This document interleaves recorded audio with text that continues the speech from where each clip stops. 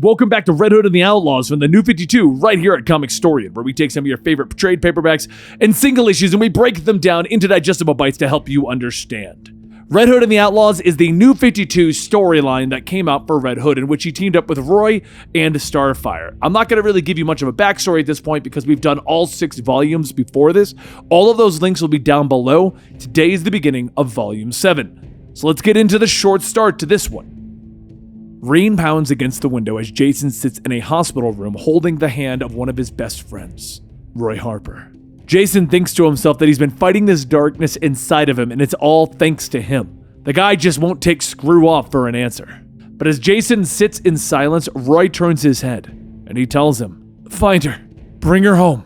Jason tells him no, not yet, not until he's out of danger. He then opens up the IV bag to allow more medicine to put Roy back to sleep. He then sits back down. How did this all happen? How did one of his best friends get burned over 90% of his body? Well, it all started 4 days ago in Malibu. Jason and Roy were at the home of the former intergalactic slave trader, the one who imprisoned Starfire when she was younger.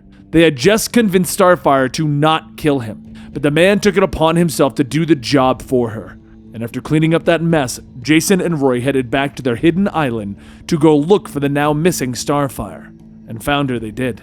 Washed up on the beach, Starfire laid as the waves crashed into her, her eyes glazed in black.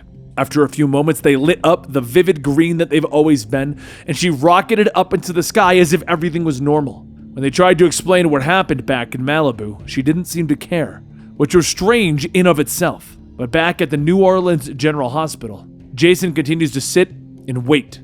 It's then that his eyes dart forwards towards the door and he pulls out his guns. The man who enters is Oliver Queen, or better known as Green Arrow in the superhero world. Oliver tells Jason to put the guns away. He just wants a few moments with Roy, alone. Jason thinks back to the way that Oliver treated Roy, throwing him out when Roy needed him most. But they should at least have a chance to clear the air if this is Roy's last night.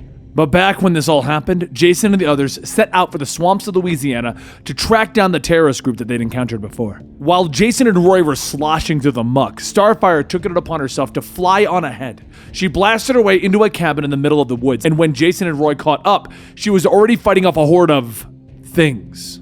Starfire began to fight them off, but partly through, she suddenly took off, like she was scared or something. As any good friend would do, Jason told Roy to follow Starfire while he takes care of these. And without hesitation, Jason jumped into the pit of all the creatures. He then noticed something about them. They were super strong, like unnaturally strong. And after being knocked into a pile of boxes, Jason pulled himself out and sees a small metal device strapped to the men's feet with vials injecting something into them. With a quick swipe of a knife, Jason takes off one of the ankle devices and inspects it. Then it hits him. He knows what this is. He needs an advantage here if he's going to make it out alive. Meanwhile, outside, Roy caught up to Starfire asking if everything is okay. She told him no as she pulls the needle out after injecting herself with the space drug that she had been forced to take for so long. And Starfire said that she was weak and she is sorry, but they must stay away from her. Before Roy could tell her no, Starfire loses control of her powers and rockets off into the sky, leaving a fiery explosion in her wake. And Roy, he was caught in the middle of that. Back in the cabin that night, though, Jason began to feel alone. Completely, gloriously, and finally alone. And God help him, he didn't want it to end. At least that's how it felt. The truth is, since injecting the venom into his body, his heart rate had risen above 85. It's like any change that took place in his body was done on a molecular level. But in his mind, these men look like monsters. It makes it easy to do what needs to be done. He breaks a monster's arm, kicks the teeth out of another, and before long, it all begins to fade. He looks around at his work, and not a single terrorist is moving. Serves them right for trying to drop a nuke on Washington, D.C. Just as the venom drug is leaving his body, he falls back, passing out. As soon as he comes to, though, he races out of the cabin, and what he finds is the place on fire. He looks around to see Roy's burnt quiver, and realizes that while Roy is a smart guy, maybe even a genius, he's a guy that's going to need his arrows. And if his quiver was burned off of him. Hours before Jason was coming to, Starfire was flying down over a hospital holding the charred body of Roy in her arms. She told the nurses outside that this man needs medical attention immediately, and the nurses state that that's not how this works. He needs to be processed through ER, and she tries to hold back her anger as the trees burn around her. She tells them, "I wasn't asking!" Back in the present day, Jason explains what the nurses told him when Roy was dropped off. Oliver Queen says, "Yeah, the girl sounds like a real peach. Starfire nearly fried him and then dropped him off. You want to throw a parade?" I always knew that Roy was an idiot. Guess it was just confirmation with him hanging around you too. Jason stares, telling Oliver, maybe we should take our conversation outside. Once in the hallway, Jason tells him that he's been around the billionaire types before.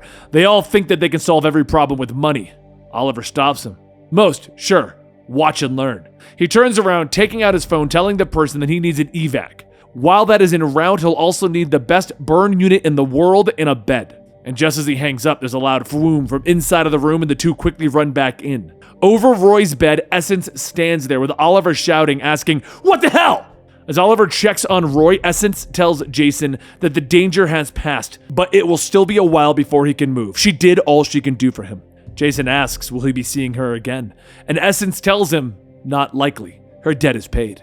A short while later, Jason gets ready to take off to look for Starfire, but as he takes off, he wonders how he's even going to bring her back. And then he looks at all of the canisters of Venom that he took from the terrorists.